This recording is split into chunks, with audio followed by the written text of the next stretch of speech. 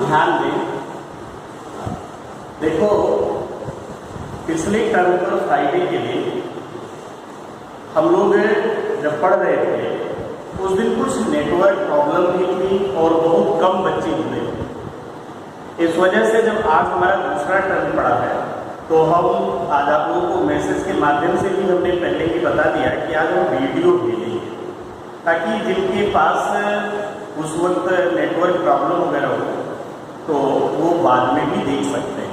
आप इसको देखिए और कापी पर उतारिए और इसको समझिए। तो याद होगा आप लोगों को कि उस दिन हम ऐसे प्रश्नों को लिए थे एक्सरसाइज 4.3 कि जब हमारा बाई फैक्टराइजेशन मेथड फेल कर जाता है, जब फैक्टराइजेशन मेथड से हम क्वाड्रेटिक इक्वेशन सॉल्व नहीं कर पाते हैं तो ऐसे केस में हम लोग क्या करें।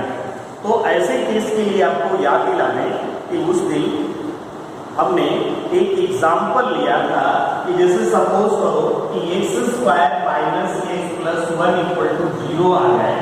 यदि हमारे पास एक ऐसा क्वाड्रेटिक इक्वेशन आ जाए x² minus x plus 1 equal to 0, तब हम कैसे क्वाड्रेटिक इक्वेशन को हम बाई फैक्टराइजेशन कैसे हल कर सकते हैं। यहाँ तो वो विधि फेल हो गई, इसलिए हम लोगों ने वहाँ पढ़ा क्या कि ये दो गणितज्ञ इस मामले में, एक सिद्धाराचार्य और एक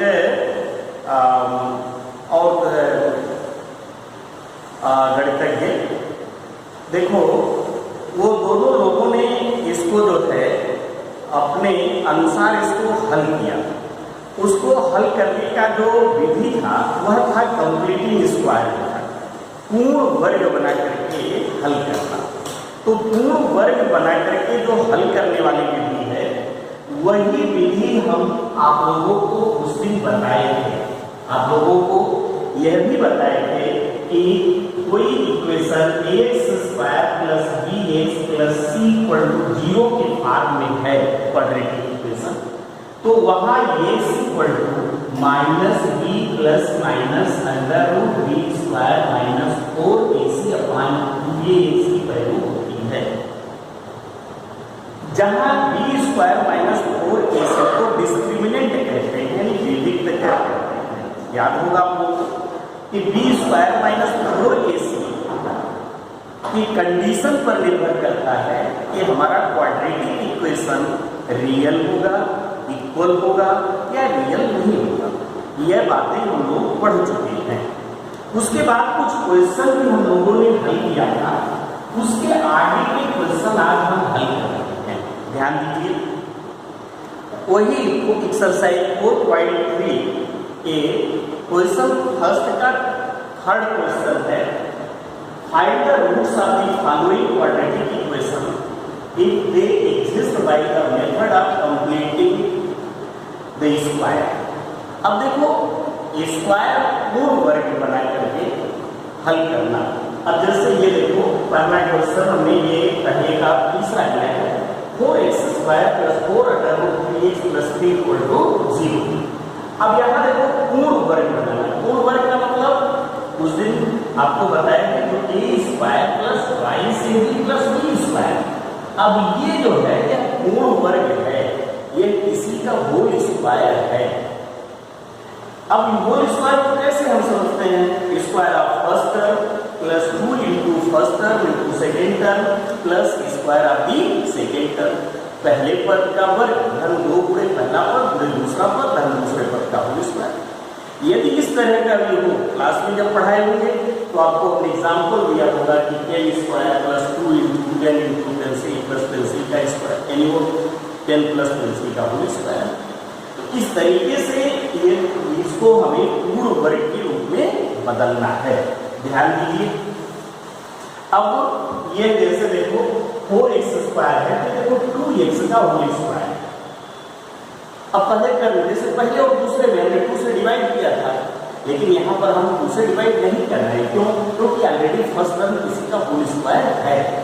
अब यहाँ हमको पता चल गया कि हमारा जो फर्स्ट टर्म है वो 2x है प्लस 2 इंटू 2x।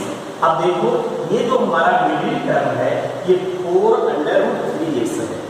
तो जब 4 अंडर रूट 3x है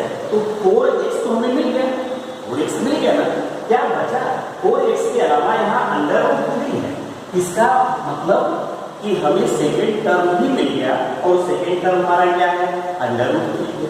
सेकेंड टर्म हमारा अंडर रूट 3 है, तो ये सेकेंड टर्म का होल स्क्वायर।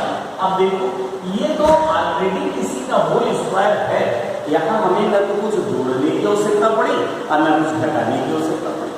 तो ये देखो ये 2x प्लस अंडर रूट 3 का होल स्क्वायर है इक्वल टू 0। आप चेक कर लो, a प्लस b का whole square a square plus twice ab plus b square, तो 2x का whole square 4x square, under root 3 का स्क्वायर 3, 2 इंटू फर्स्ट टर्म यानी 4x under root 3 4 under root 3x। अब ये देखो जब ये 2x प्लस अंडर रूट 3 का होल स्क्वायर इक्वल टू 0, तो यहाँ हम लिख सकते हैं इसका जो है दोनों बच्चों का यदि हम स्क्वायर रूट में both side taking square root. अब जब दोनों पक्षों का वर्गमूल लेंगे तो हो जाएगा 2x plus under root 3 equal to 0। लक्ष्य हमारा क्या है, x की वैल्यू ज्ञात करना, तो 2x equal to minus under root 3, x equal to minus under root 3 upon 2। अब आप ध्यान दीजिए x का वैल्यू मालूम हो गया, इसी को हम कहते हैं समीकरण का हल, इसी को हम कहते हैं क्वाड्रेटिक इक्वेशन का सॉल्यूशन जो है x की वैल्यू, इसी को रूट भी कहते हैं, इसी को हिंदी में मूल कहते हैं। यानी इस समीकरण का जो हल है x equal to minus under root 3 upon 2 in the roots of 4x square plus 4 under root 3x plus 3 equal to 0। अब आप कहेंगे कि ये तो क्वाड्रेटिक इक्वेशन है, इसका एक ही हल क्यों आया, x की वैल्यू एक ही क्यों आया? इसका मतलब है कि x के जो दोनों मान हैं वो इक्वल है। आपको पहले से पता है कि डिस्क्रिमिनेंट को से हम चेक कर सकते हैं, पहले इसको चेक नहीं करना था, तो ये हम कर सकते हैं d इक्वल टू, ध्यान दीजिए d equal to b square minus 4ac, क्या आना चाहिए, 0 आना चाहिए। क्यों 0? क्योंकि x की दोनों वैल्यू इक्वल है।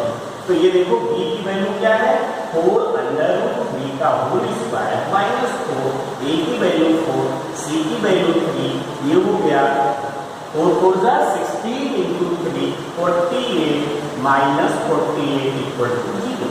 Therefore roots are equal. Therefore roots are equal. अब इसके जो रूट्स हैं वो इक्वल है, यानी x के दोनों मान बराबर हैं, x के दोनों मान बराबर है।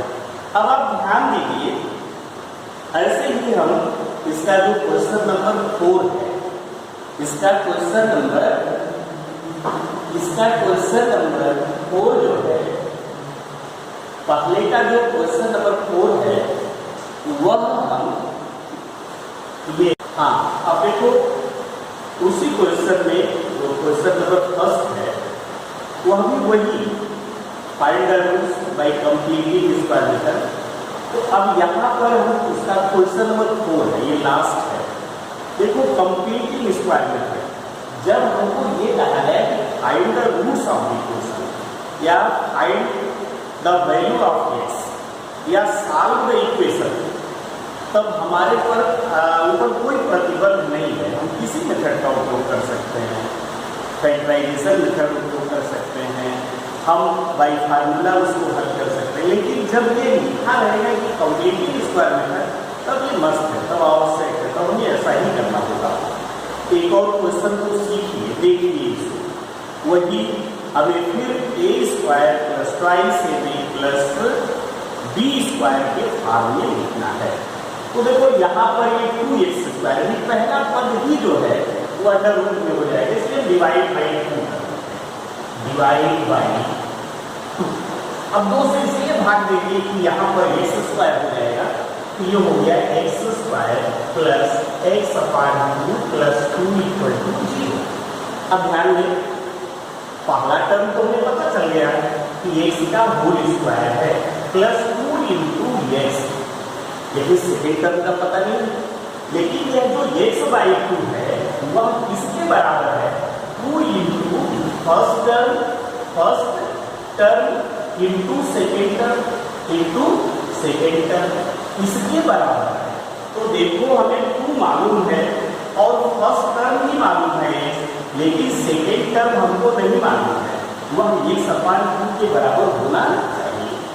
आप चाहो तो x/2 में 2x से डिवाइड कर दो तो सेकेंड टर्म मालूम हो जाए, और या ऐसे ही आप अंदाज भी लगा सकते हो ना कि 2x में इससे मल्टीप्लाई करें x/2 हो जाए, 1/4 रख करके चेक कर लो, 2 2 जा 4 x/2 आ गया। तो इस तरीके से हमें जो सेकेंड टर्म है वह पता चल गया कि 1/4 रखा जाए, यदि 1/4 इसका सेकेंड टर्म होगा। जब 1/4 इसका सेकेंड टर्म होगा, 2 into first term into second term, आप मल्टीप्लाई करके चेक करो ना, 2 2 जा 4 x/2। तो यही कठिनाई है। कैसे ज्ञात करेंगे सेकेंड टर्म क्या होगा? सेकेंड टर्म देखिए, ये पता है हमें कि ये जो प्लस x/2 है यह क्या है, 2 into first term into second term. तो 2 इंटू फर्स्ट टर्म x पता है, सेकेंड टर्म हमको नहीं पता है।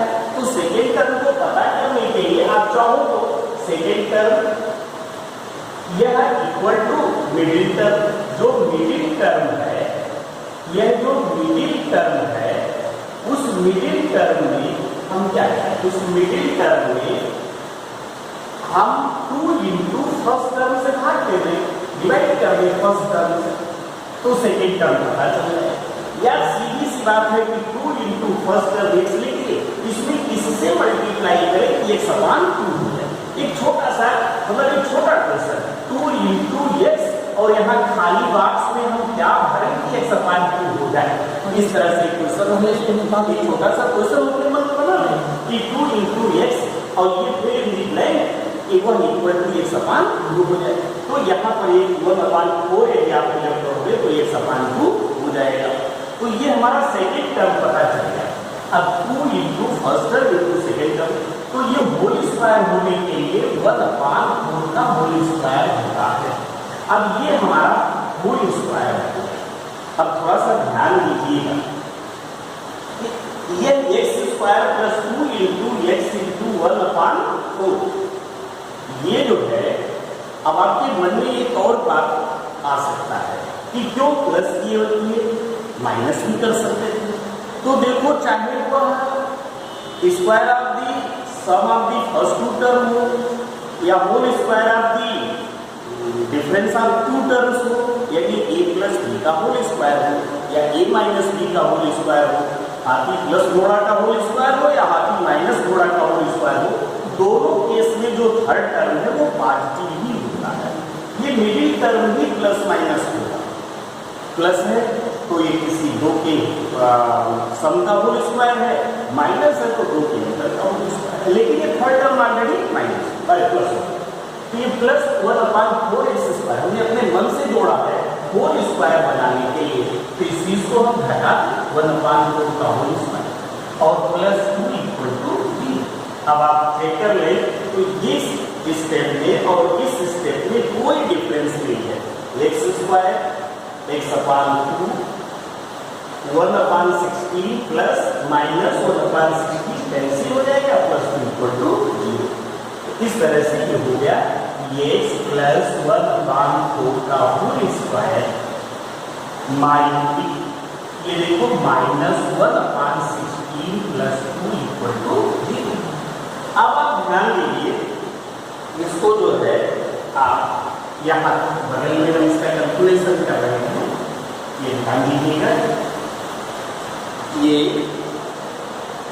यहाँ पर ये जो है इसको हम लिख सकते हैं x + 1/4 का होल स्क्वायर इक्वल टू, देखो ट्रांसपोज करेंगे 1/16 - 2। अब ये देखो 1/16 है, ये हम लेफ्ट से राइट में लेंगे प्लस हो गया, ये माइनस हो गया। इस तरीके से x + 1/4 का होल स्क्वायर इक्वल टू 1 - 32/16। ध्यान दीजिए 16 to the 32 1 माइनस, ये x + 1/4 का whole square equal to -31/16। x + 1/4 equal to, फिर वही बात, ये होल स्क्वायर x² / 4, तो x equal to plus minus under root 4, यानी प्लस माइनस अंडर रूट 31/60, ये माइनस है। ये देखो ये रियल नहीं है, ये रियल नहीं है। एक्चुअली हमको उन्हीं को हल करना था। यहाँ लिखा है एग्जिस्ट बाय द मेथड, मतलब वो जो एग्जिस्ट करते हो यानी जिनके रूट्स में रियल हो उन्हीं को करना था, लेकिन हम सबको बता रहे हैं। केवल ये समझाना है कि आप कैसे हल करेंगे।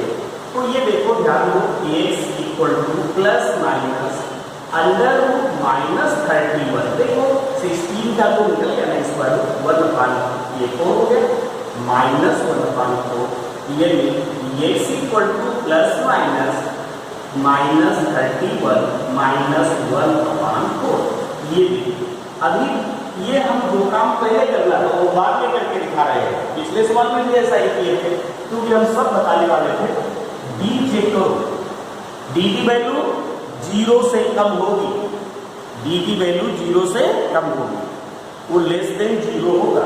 b square minus 4ac, d की वैल्यू क्या है, b coefficient of x, x 1 का होल स्क्वायर माइनस 4, a की वैल्यू क्या है, coefficient of x square, c is the constant term 1 minus 4 है ये 1 माइनस 32 माइनस 31, और ये माइनस 31 का मतलब क्या हो गया कि d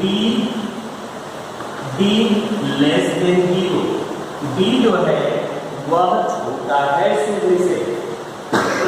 छोटा मतलब रूट्स आर नॉट रियल, ये रियल नहीं, फिर भी जो है इसे हमने हल कर दिया।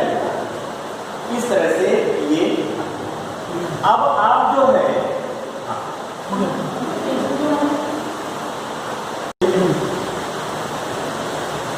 इसमें जो है क्वेश्चन नंबर 3, क्वेश्चन नंबर पहले देखो 3 हम बताते हैं। पहले क्वेश्चन नंबर 4 देख लो, क्वेश्चन नंबर 4 देख लो। क्वेश्चन नंबर 2 में क्या है कि जो क्वेश्चन फर्स्ट में दिए गए हैं कंप्लीटिंग स्क्वायर मेथड से, उसी सवाल को आपको बाई फार्मूला हल करना है, यानी x equal to minus b plus minus under root b square plus 4ac के आधार पर हल करना है।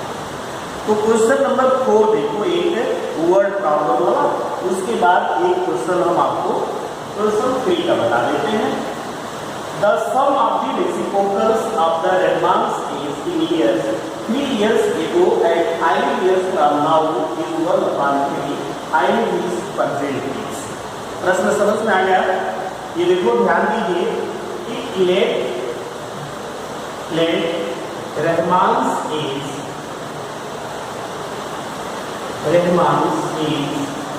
present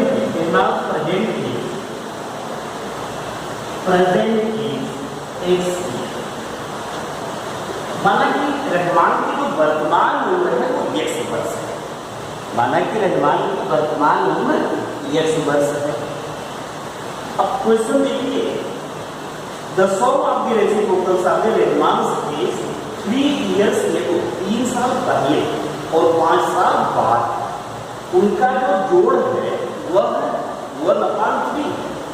तो देखो एक तो पहले ये पता करो, जैसे 3 साल पहले, जैसे आज आप अपनी उम्र मान लो कि 18 साल है, तो 3 साल पहले क्या करोगे, 3 घटाओगे 15 साल। 5 साल बाद की जब बात करोगे तो 18 में 5 जोड़ोगे 18 + 5 20 years। सेम उसी तरीके से उसका भी रेसिप्रोकल करना है, उसका भी व्युत्क्रम करना है। आपको व्युत्क्रम पता है कि वो संख्या उसके व्युत्क्रम का जो मल्टीपल होता है वो 1 होता है। ये इसका रेसिप्रोकल 1/x, x/5 का reciprocal 1/x/5।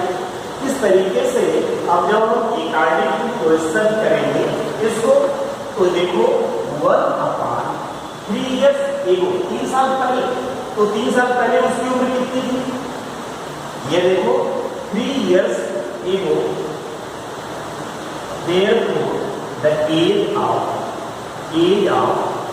Rahman, the age of Rahman 3 years ago, 3 years ago, तो वो क्या हो जाएगा x माइनस 3 है, x माइनस 3 है, and 5 years from now, तो वह क्या होगा x प्लस 5 years। अब देखो इनका जब हम x अपान x माइनस 3 का अगर रेसिप्रोकल करेंगे क्या हो जाएगा 1 upon x minus 3 plus 1 upon x plus 5 equal to 1। देखो वो सब रेडीमेड इक्वेशन होता है बनाए समीकरण पे, यहाँ हमको समीकरण बनाना भी है, हल भी करना है। अब इसका जो है एलसीएम लेंगे x minus 3 x plus 5, x minus 3 से जब डिवाइड करोगे तो x प्लस 5 आएगा, प्लस x प्लस 5 से डिवाइड करोगे x माइनस 3 आएगा इक्वल टू 1 अपान। अब ध्यान दीजिए ये x और x मिलकर के क्या हो गया, x और x मिलकर के 2x और प्लस 5 माइनस 3 माइनस अपान ये मल्टीप्लाई करोगे x square plus 5x minus 3x equal to 1 upon. फिर से इसको देख लें, ये क्या हो गया x plus x 2x plus 5 minus 3 plus 2 x square plus 2x और ये माइनस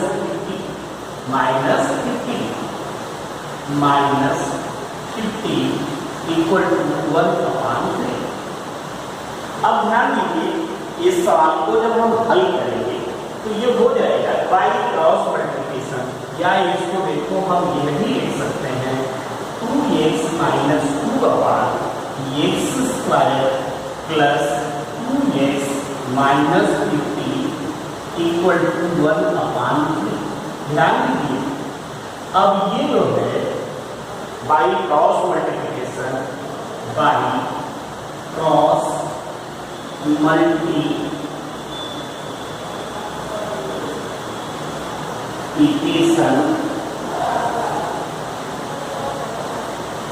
बाई क्रॉस मल्टीप्लिकेशन तो ये हो जाएगा 3 का, पहले हम देखो x स्क्वायर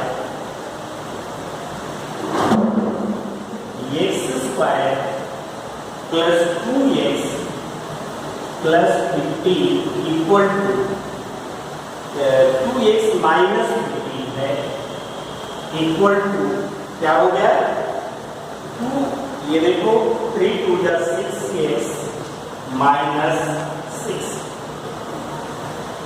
अब ये फिर ट्रांसपोज करेंगे x square plus 2x minus 6x minus 50 plus 6 equal to 0। ये देखो x स्क्वायर माइनस 4x और ये हो गया आपका माइनस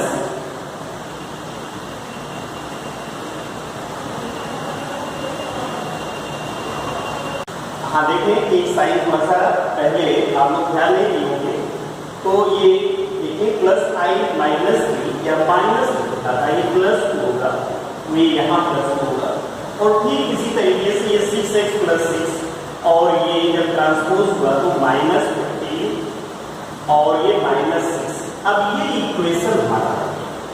अब इस इक्वेशन को हम बाई फैक्टराइजेशन या बाई फार्मूला या बाई कंप्लीटिंग मेथड, लेकिन एक बात जानो कि बाई फैक्टराइजेशन सबसे आसान विधि है, हम कठिन विधि को न चुने को ज़्यादा अच्छा है।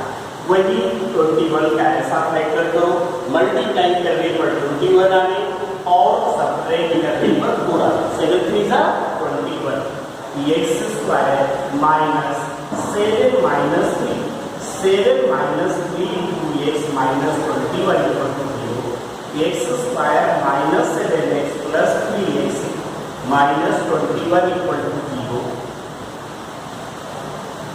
अब ये हो गया x कॉमन हो गया x माइनस 7 प्लस 3 कॉमन लिया तो x minus 7 equal to 0, x minus 7 x plus 3 equal to 0। अब देखो x माइनस 7 इक्वल टू 0 या x प्लस 3 इक्वल टू 0, क्यों? क्योंकि भाई दोनों का मल्टीपल 0 होना चाहिए जब पॉसिबल है, तो दोनों 0 हो या तो एक को 0 होना ही है, x इक्वल टू अब देखो ये x इक्वल टू माइनस दिया है, क्योंकि ये जो प्रॉब्लम है उम्र से संबंधित प्रश्न है, तो कभी जो है वह माइनस में नहीं होगा। तो आपसे जो प्रेजेंट एज पूछा गया था, जो वर्तमान उम्र पूछी गई थी, वह x आपने माना था, तो आंसर होगा प्रेजेंट एज ऑफ रहमान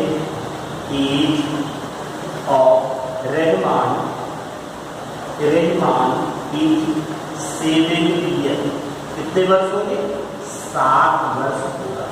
अब थोड़ा सा आप इसको चेक कर सकते हो, देख सकते हो कि 7 से वर्ष है वर्तमान में, उसमें कहा था कि 3 इयर्स, 3 साल पहले 7 में 3 साल घटाओ तो 4 साल हो जाएगा, और 5 साल बाद यानी 7 और 5 कितना हो गया? 12 साल हो गया।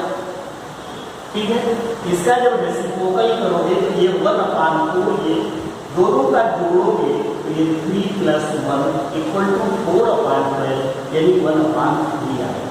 इस तरह से आप चेक करोगे तो ये सवाल जो है आपका सही आएगा, ये जो है कहीं गलत नहीं होगा।